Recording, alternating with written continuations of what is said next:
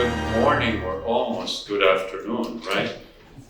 Thank you for joining us today at Dino Fest. My name is Luis Giape. I'm a paleontologist, but I'm also here, the Senior Vice President for Research and Collections and the Director of the Dinosaur Institute. It's my great pleasure to introduce our speaker, Dr. Randy Ermes. Randy is an expert of dinosaurs, particularly Triassic dinosaurs.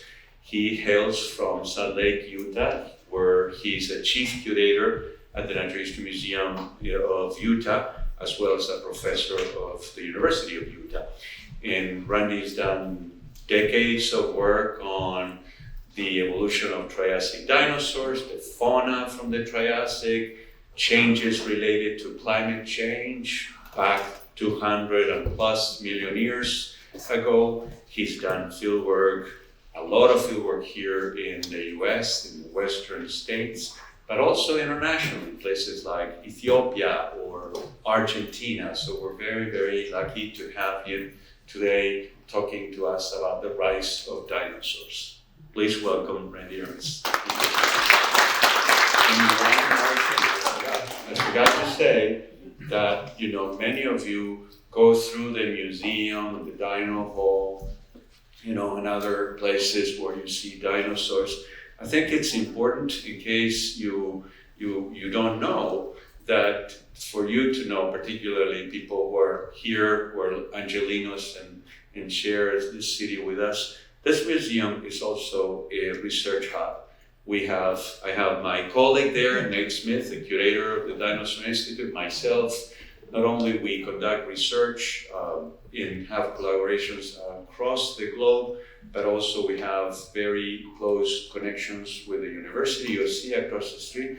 We mentor grad students, we mentor undergrads. So we have a very rich research program here at the museum. I'm saying this because sometimes when you go through our halls, you don't necessarily get that. So I want to emphasize that. And honestly, it's not just about dinosaurs. This is a research hub when it comes to understanding our natural world and our cultural world. So thank you again, and please welcome Randy.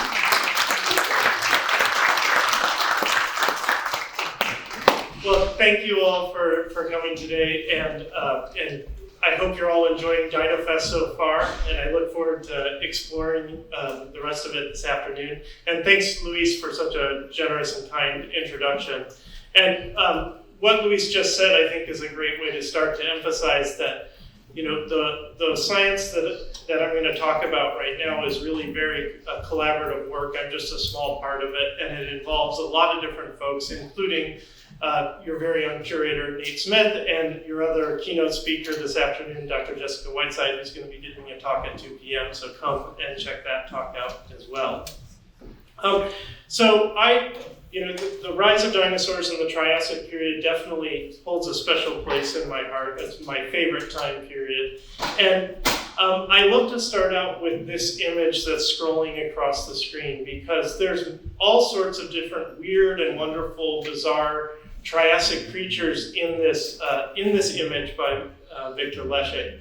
But it's only these two little gangly looking critters in the back here that are actually dinosaurs. All the other things in this image are other types of reptiles, fish, amphibians, mammal ancestors, but it's only these two little things, one of which is about to get eaten here, that are Triassic dinosaurs. And so this is a great sort of way to start us thinking about why is it that these scrawny little creatures eventually became to dominate the rest of the Mesozoic era for over 150 million years, when there were all these other critters around in the Triassic, some of which were much bigger, much more diverse, things like that. And so hopefully you'll get a sense both through my talk and Dr. Whiteside's talk later this afternoon about why this might have happened. So we got to start out and just remind ourselves when we're talking about. So the age of dinosaurs is the Mesozoic era and goes from about 250 to 66 million years ago. And today we're going to mostly be hanging out in the Triassic period from about 250 to 201 million years ago. And this was a very, very different time on Earth. So for one thing, all the continents were together in a single landmass that we call Pangaea. And there were no polar ice caps. It's what we call a hothouse world. To orient yourselves, here's where those modern land masses are in the Triassic period. You can see North America is further south than it is today. And our featured dinosaur for this year's DinoFest is Coelophysis, and it was hanging out right about here in New Mexico during the Triassic period. This is also a real time of transition. So I love this image because on the left we have animals called Dicynodonts, which are ancestors of us, they're mammal ancestors. And on the right we have Coelophysis, some early dinosaurs. And during the Triassic, we transitioned from ecosystems on land that are dominated actually by mammal ancestors, a group we call synapsids. And there's a transition towards then ecosystems being dominated by reptiles and particularly dinosaurs. So why did this transition happen? Why did our ancestors lose out for 150 million years? And this is also a time when a lot of the animals you see on land and in the sky today first evolved. So the first crocs, the first lizards, first frogs and salamanders and turtles, and the first dinosaurs, which eventually evolved into birds, and then the first true mammals all show up in the Triassic. So if we want to understand where we came from and where the ecosystems and habitats we see today came from, we have to go back to the Triassic period.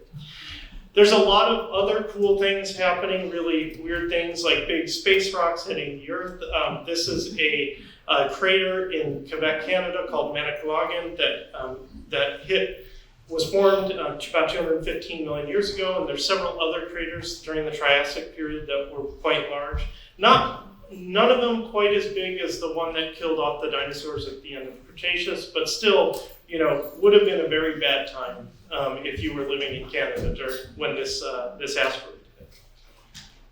And as I'm sure Jessica is going to talk about in more detail, there's a lot of different things happening with climate. So we have no polar ice caps during this time, and climate models suggest that the interior of Pangaea here was really, really warm. Some estimates of over 100 degrees Fahrenheit during the summer for many strengths of the length of the summer. So that would be a very unusual place to hang out if you're a dinosaur, but some of them somehow did and dealt with it. So there's a lot going on in the Triassic, which makes it a really cool time period to study, but it also makes it really hard to figure out exactly why certain groups became successful or others didn't, and how they interacted with each other, because there's so much going on. So the sort of focus of this talk is to try and get at this question: why were dinosaurs so successful? Was it because they outcompeted other groups like some of the other reptiles that were around? Was it because they were somehow better specialized for the environment they were living in? Or was it maybe luck? Did they somehow just luckily survive some extinction events and they were the only animals left standing that then radiated? Or was it some combination of those things? So let's go back to the time scale for a moment. We're now just focusing in on the Triassic period from about 252 to 201 million years ago. And geologists have divided it into three intervals, the early, middle, and late. But hopefully you can see here that they're not of equal length. So the late Triassic is actually about half of the entire Triassic period in terms of numbers of millions of years. And the Triassic starts out with the largest mass extinction event Earth has ever witnessed, the Permian mass extinction that killed somewhere between 80 and 90% of species on Earth. The first dinosaurs show up about halfway through, about 230 million years ago. And then we end the Triassic with another mass extinction event, the end Triassic mass extinction, that killed over 50% of species. So what can we say about these first dinosaurs and their early relatives? Well, I want to start out by taking you to Argentina. Luis mentioned some of this work with Argentine collaborators here. And this is what's called the Chañares Formation. It's a beautiful area in Talampaya National Park down in La Rioja province. And it's a great place for finding fossils of all different sorts of critters. And why we're particularly interested in it is it doesn't have dinosaurs, but it has a lot of these things that I like to call dinosaur cousins. They look a lot like dinosaurs, they probably acted a lot like dinosaurs, but they're not quite in the group Dinosauria. And we knew that these fossils, including these dinosaurs, were close to the first dinosaurs, but sometime before, but we weren't sure really where before. So previous estimates had put them somewhere in the middle Triassic, maybe 10 million years before the first dinosaurs. And we wanted to know exactly where in time they were, because that tells us something about the speed of evolution. Did these dinosaur cousins show up and then dinosaurs themselves evolved right soon after, or was it a long, drawn-out process? So if you were at the Paleo Chat this morning, there was a question about how do we date the dinosaur fossils, and this is exactly what we needed to do. So we were lucky enough that these sediments here, they have these white layers, these really distinctive white layers, and those are volcanic ashes. So they're layers of volcanic ash that blew out of a volcano during the Triassic period. And the great thing about them is that they contain these little needle-like mineral crystals called zircons. And those zircons are like time capsules because when they crystallize and come out of the volcano, they trap a little bit of uranium, but they don't trap any lead. And we know from lots of chemistry work that uranium decays at a known rate into lead over millions of years. And so because when these crystals form, they only have uranium, we know that any lead that's in them now came from that radioactive decay. And so we can vaporize those crystals and measure the ratio of uranium to lead, and then calculate an age of when it formed. And the great thing is we were able to get layers that were above the fossils and layers below the fossils, so we were able to bracket the age. And what we discovered was that these early dinosaur cousins or dinosaur relatives were much younger than we thought. They're just a couple million years before the first dinosaurs, suggesting that evolution is happening pretty quickly. You get these early dinosaur relatives showing up, and not soon after, you get the first dinosaurs themselves. And it's interesting because just like that picture I showed you at the beginning, these early dinosaurs are pretty rare, and there's only a couple of different species at any one time and place. Whereas the other things that are living, the mammal ancestors, the other types of reptiles, are really abundant. There's lots of them on the landscape, and there's many different species. So when dinosaurs and their first relatives show up, they're really rare. They're not very big, as you can see, and there's only a few of them around. And that continues when we look in Argentina in layers that have the first proper dinosaurs like Eoraptor and Herrerasaurus. They're, again, pretty uncommon. There's not very many species, and they're all pretty small. And so we can say at least that although sort of the first steps of dinosaur evolution happened in just a few million years, which is pretty quick for evolution, they had pretty humble beginnings in terms of how big they were, how many species were around, things like that. So now let's look into sort of the next step as dinosaurs started to diversify. And to do that, we have to remind ourselves that there's a couple of different groups of dinosaurs that are related to each other. So we have this plant-eating group called ornithischians that includes things like horned dinosaurs and duck-billed dinosaurs, stegosaurs, stuff like that. And then we have sauropodomorphs, which evolved into the really, really long-necked dinosaurs like Natalie that I hear is going to be featured soon here, so as a new mount. Watch this space for that. And then finally, the meat-eating dinosaurs are the theropods that evolved. Eventually, some of them evolved into birds.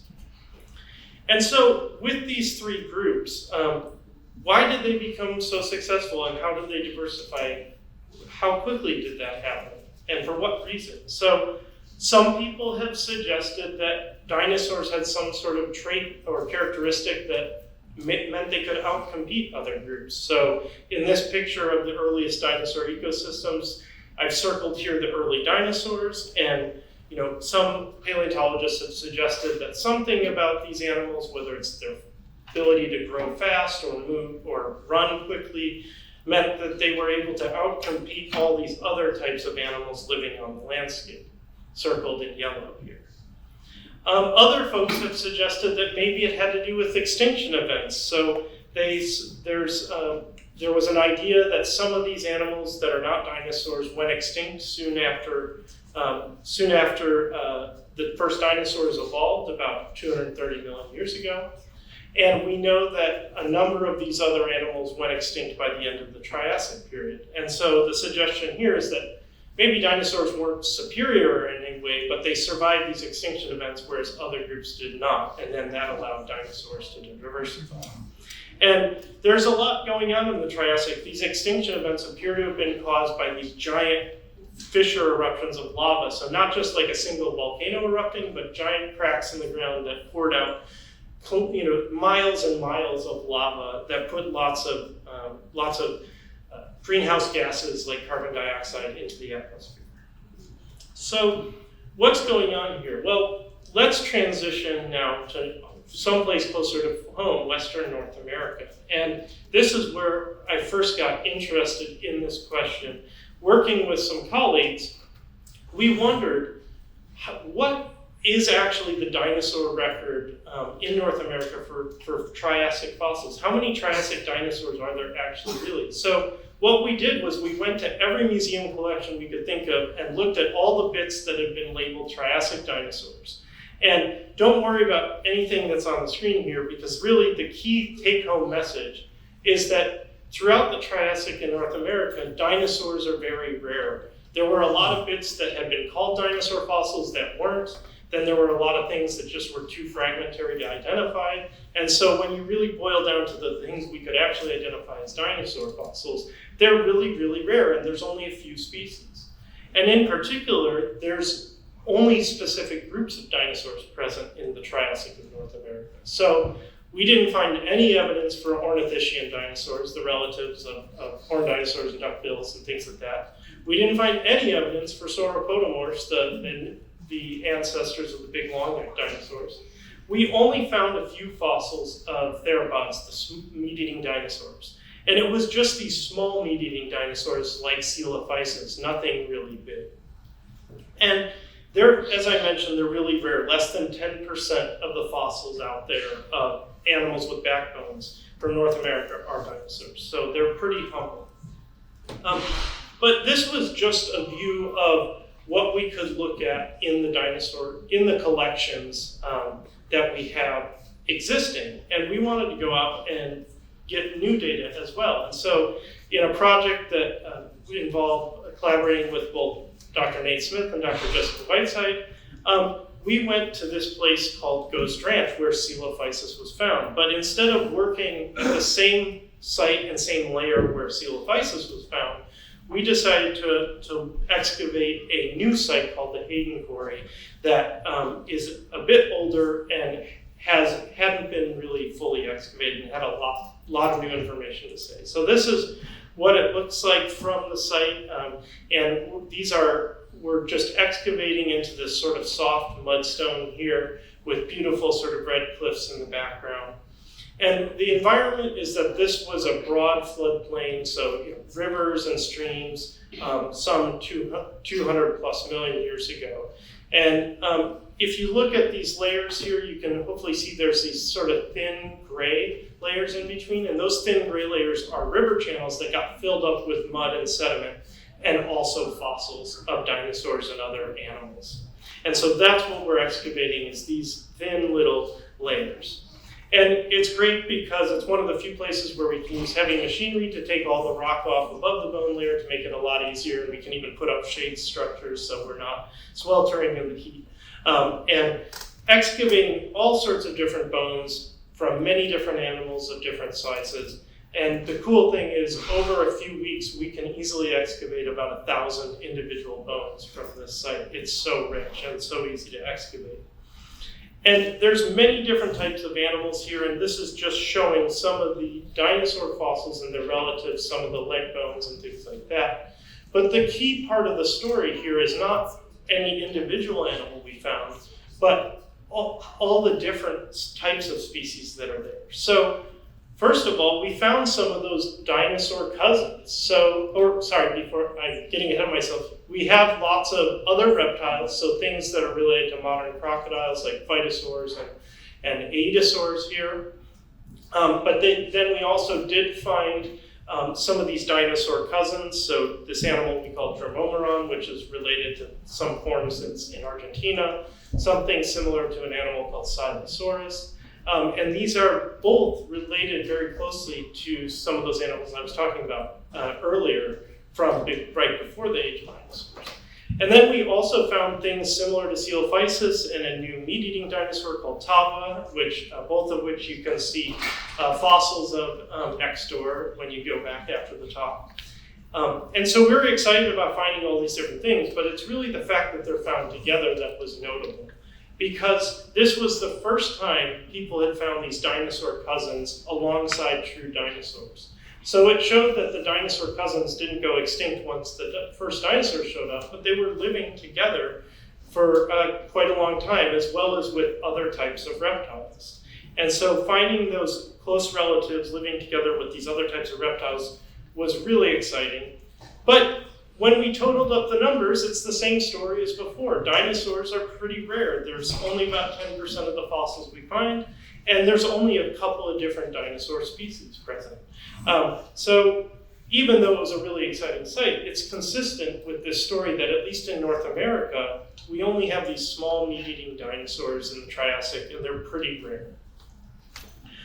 What about, where in time are we talking about? Is this like right at the first dinosaurs here, or is it sometime later? Well, we can return to our friend the zircon crystal here, and we were able to date some zircons from the bone layer and show that it's about 212 million years old. And so that, if we put that in context, that's 20 million years after the first dinosaurs. And so it's not just that these dinosaur relatives or dinosaur cousins and true dinosaurs were coexisting for a couple million years. They were coexisting for at least 20 million years and happily living together. And for that 20 million years, dinosaurs stay small and pretty rare in the ecosystem. So at least in North America, we need, what can we say about this idea about competition and extinction?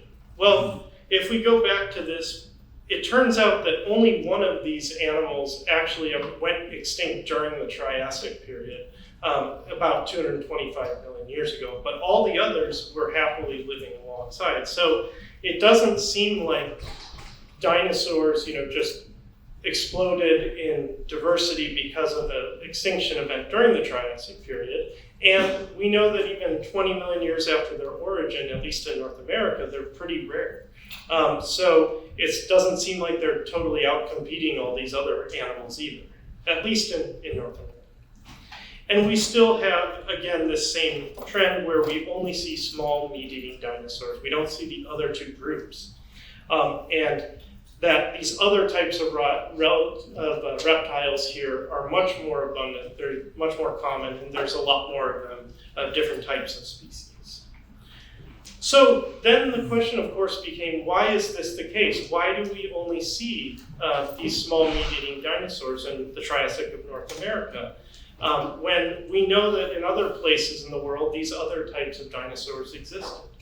And this is where the research by Dr. Jessica Whiteside really was key in helping to answer this question. And I'm going to only go into it, mention it briefly, but you should definitely come at 2 p.m. to get more details. And one of the things that Dr. Whiteside noticed is that we know that there were different climate zones in the Triassic period, and it was hot and humid near the equator. But once you get a few degrees north of the equator, you get into this arid zone where it's much drier. And then it gets more humid again as you get towards the mid-latitudes. And this seems to match sort of with the pattern that we're observing, where the small meat-eating dinosaurs are present everywhere, but the other groups, the the plant-eating dinosaurs are only present in the more humid regions. And so we wanted to get some actual data to test out this idea. So Dr. Whiteside and her students took lots of samples for looking at chemical clues in the rocks. We also took samples of fossil charcoal that are in the rocks and sent them to collaborators. And we also took samples and separated out tiny microscopic pollen and spores that would tell us about what plants are present in this assemblage. And this is a complicated figure, but there's just a couple of take-home points, which is one is the chemistry of the rocks told us that the environment was fluctuating back and forth quite a bit through time. And these wildfires were really common and they burned really hot. Some of the wildfires were almost 700 degrees Celsius, which is incredibly hot. And this was a time of high carbon dioxide levels in the atmosphere. And finally, that the plant communities were also changing back and forth a lot. So there's a lot of squiggles in the abundance of the different plant species. That seems to match up with the changes in the environment that the chemistry is giving us. And so as a result, this sort of supports the idea that this was a very dry landscape, not a desert, but very dry, probably very seasonal conditions with common wildfires. And something about these other reptiles meant they were much better adapted towards surviving in this ecosystem than the early dinosaurs. Perhaps because these early dinosaurs were warm-blooded and needed to eat a lot more food, a lot more resources. But I just focused only on the North American story here, the Western North America story. What's actually going on in the rest of the world? So what do we see? Everywhere else, are there only theropods, or do we get sauropodomorphs and ornithischians? And do we get more species? Do we get more common animals and big animals? Well, let's take a tour of the Triassic world. So if we go to Europe, it's very different. These the ancestors, plant-eating ancestors of the long-necked dinosaurs are all over the place. There's sites where dozens, if not hundreds of them have been found just in one layer, and we have multiple sites all over the place. So here, there are the meat-eating dinosaurs, but the really common dinosaurs are the big plant-eating sauropodomorphs. And it's a similar story in South America. We do have the meat-eating dinosaurs like you see here, but the bulk of the dinosaurs that we find are these large plant-eating sauropodomorphs. And we have one single potential ornithischian fossil that's been found in South America. So one ornithischian of one here, but at least the pattern in terms of the sauropodomorphs is pretty similar. And the same is true in Africa. There, the meat-eating dinosaurs seem to be particularly rare, but we have, again, a lot of different species and very abundant fossils of these large plant eaters. And again, we have one single ornithischian dinosaur fossil. So what we see then is that this seems to be very much a signal that's restricted to particular climate zones. So in the arid regions, we get this pattern of just small meat-eating dinosaurs, but in the more humid regions, you get a lot more of these large plant-eating dinosaurs, the sauropodomorphs. And then ornithischians seem to be rare or absent everywhere. And the cool thing about this is that, science and paleontology, it's always about hypotheses. We never say we have the full story. The cool thing about results like this is that it allows us to then come up with follow-up ideas that we can then test further with the fossil record as more discoveries are made. And so there's an opportunity to do this. So I got contacted by colleagues who were working in Venezuela here, which is right along the Paleo equator during the Triassic period. And they had found a site that had many, many bones of an early ornithischian dinosaur, so these really rare guys. And they wanted to know, what age was it? Is it from the late Triassic or where in the late Triassic? And this is perfect because we can make a prediction here that, okay, this is in the humid zone, so we should see more types of dinosaurs here. Ornithischians and sauropodomorphs should be present if our idea about climate is right. But to do that, we had to first figure out what's going on in time. And the problem is that this fossil, which got named, this early ornithischian dinosaur got named La Quintasora from Buenos Aires. The previous age estimates were, like 50 million years different in time. And so we needed to be able to figure out, really narrowed that down more in detail. To do that, we turned back to our trusty friend, the zircon crystal, and we were able to get zircon crystals out of the exact layer that the bones are in, and date those crystals. And luckily, there was a lot of volcanic ash that had been mixed in. And so we can go back to our geologic timescale here, showing the other events that we dated here. And what did we find? Well, we discovered that La Quintasora was the earliest Jurassic. So it wasn't Triassic. It was just over the border, just about 200 million years ago on the dot, in the earliest Jurassic period. So this is consistent with the idea that ornithischians were rare basically everywhere during the Triassic period and only seemed to start to become really common after the end Triassic period. And that end Triassic is when there was one of these big mass extinction events. So here we do seem to see extinction playing a role where maybe sauropodomorphs and meat-eating dinosaurs were doing just fine, at least in some parts of the globe during the Triassic period, but this extinction event at the end of the Triassic really played a role in ornithischians becoming very common and widespread. And this was one of these extinction events that was caused by these giant flood basalt eruptions that I mentioned earlier. So the question, of course, then becomes, well, the ornithischians become a huge major group of dinosaurs in terms of the horned dinosaurs, the stegosaurs with the plates, the armored dinosaurs that look like tanks. We've got duck-billed dinosaurs, the dome-headed dinosaurs. They're all ornithischians, so it became a really successful group. Why are they so rare and almost non-existent in the Triassic? Well, it's still a question we're working on, but one of the things seems to be there were a lot of other things doing similar roles in the Triassic period. So there were a lot of other animals that were small plant eaters or small omnivores during this time period. You had some of these silosaurs that are these dinosaur cousins that are plant eaters. You had weird animals called rhynchosaurs. You had even crocodile relatives that were plant eaters. So this animal is called Ephygia, and it was a plant-eating crocodile relative. And then other early reptiles like Revueltosaurus, and they're all about similar size and would have been eating plants. And so maybe it's just, there were a lot of other things doing the same thing that ornithischians wanted to do.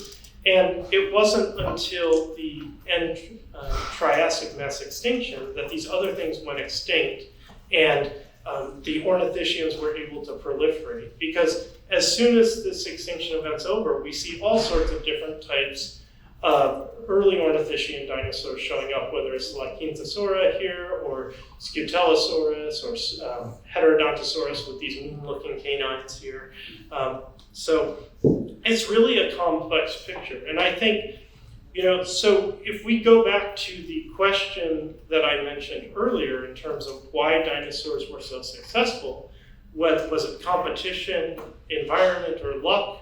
I think we actually have to break it down and talk about each dinosaur group separately and each place in the world separately. So, it looks like sauropodomorphs, these ancestors of the long-necked dinosaurs, they were pretty successful in more humid regions straight off the bat, and they got big quickly and very diverse.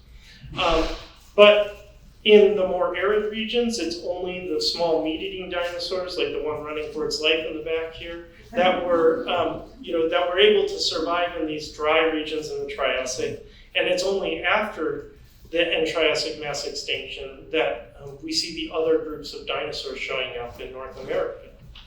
And as far as the ornithischians go, where we have just a handful of Triassic fossils, it may be that competition was a key thing, that they were being held in check by all these other small plant eaters. And once those small plant eaters went extinct because of the end Triassic mass extinction, then as a result, ornithischians were able to become really successful. And so if we come back to this question, I think it really was a combination of all these things, competition and extinction and environment, that played a role. There's not one story as to why dinosaurs became so successful. But I want to leave you with one final thing. I don't think it's fair to say that these animals were just lucky, because there's a reason why some species survive an extinction event and others don't. And so we still have to figure out, why was it that dinosaurs were able to survive the end Triassic mass extinction and other species didn't? And what is the story there? So with that, I'd like to say thank you so much for joining us, and I'm happy to take questions. Appreciate it.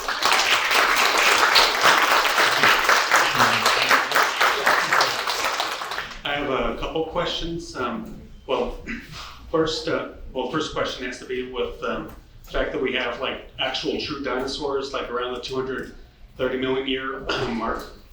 Is it possible that maybe like the first like true dinosaur, like as in the ancestor of both the Saurischian and Ornithischian, could have actually maybe have evolved just a few million years earlier into the Middle Triassic? That's a great point. I'll just take one question to make sure other people get to answer ask their questions as well. But that's a great point, is that the fossil record doesn't always, give us the very first representative of the group. And so it's very likely that the first dinosaur shows up maybe 1 million or 2 years before when we see them in the fossil record. But that's the cool thing about the South American record and the Argentina record, is we've got a pretty continuous sequence with fossils there. And so there's no evidence still that of any true dinosaurs before that 230 mark. And that doesn't mean we won't find them, right? It's still possible we'll find them. But at least there, it seems like that is really when they show up, because we'd expect to find them if they're present in places like these older rocks, the Chernarus Formation. I know you had that question earlier in the paleo chat about the meteors causing the extinction of the dinosaurs, but do we know about what caused the other extinction events?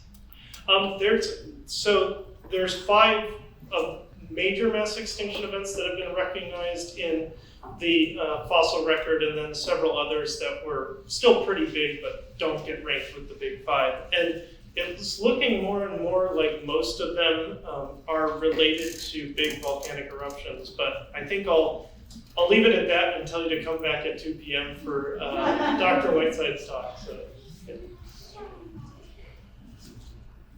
Other questions? One. Hi, you mentioned true dinosaurs as well as the cousins of dinosaurs. Yeah. What is the factor that we found that makes that that distinction? It has to do with where they fit on the family tree, because we define dinosaurs as a common ancestor of Triceratops and birds and all its descendants, which is a very unsatisfying definition for you. So, if you're talking about what can I see on a skeleton that distinguishes them, the best thing to look for is that dinosaurs have a complete hole in the pelvis for the hip socket, so it goes all the way through. There's no bone on the inside of where the leg bone fits into. Whereas all other reptiles and mammals as well, they're still it's just a depression, it's not a hole. And so that's the easiest thing to look for. There's only a couple other features that distinguish dinosaurs from their closest relatives, but most of them are really minor features that you'd have a hard time pointing out on a mounted skeleton in the exhibits. So, yeah, good question. Yeah, so you said that ornithischians, they might not have come about until the early Jurassic, because a lot of the same roles that they were fulfilling were already taken.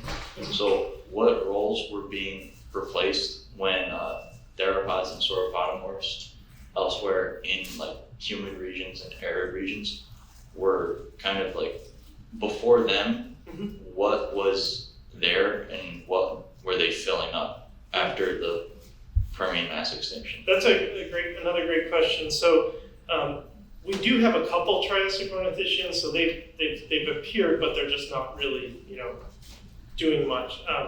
And in terms of the larger, like, plant-eating roles that the sauropodomorphs in particular are filling, the biggest plant eaters are the Dicynodonts, and they're still around when the sauropodomorphs show up, but they're already on the decline. So if we look at the number of species of Dicynodonts and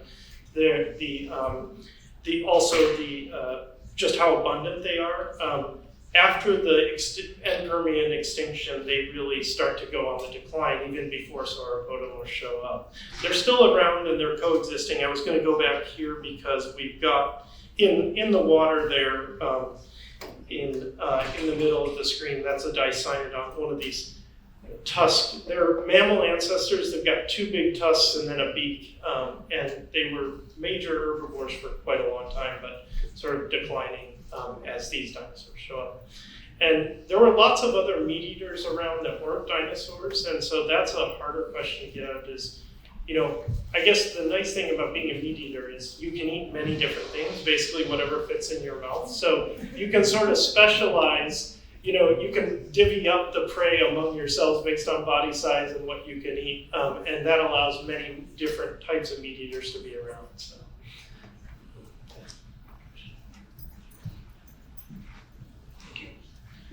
When you use the open acetabulum as a distinction, Yeah. are there any transition fossils that might show the gradual closure to complete closure? I was hoping someone would answer that. No, I'm just kidding. The answer is yes. There are, some of the very earliest dinosaurs you see what we call, so acetabulum is the name for the depression that the leg bone fits into. And we see an incipiently open one. So where there's like starting to be a gap between the three bones that make up the pelvis, but it's not a nice big hole yet. So, yeah. It's always more complicated, right, than it first appears. And as we find more dinosaur cousins, that gap gets smaller and smaller, and the distinction becomes more and more sort of academic about the definition we talked about earlier. So.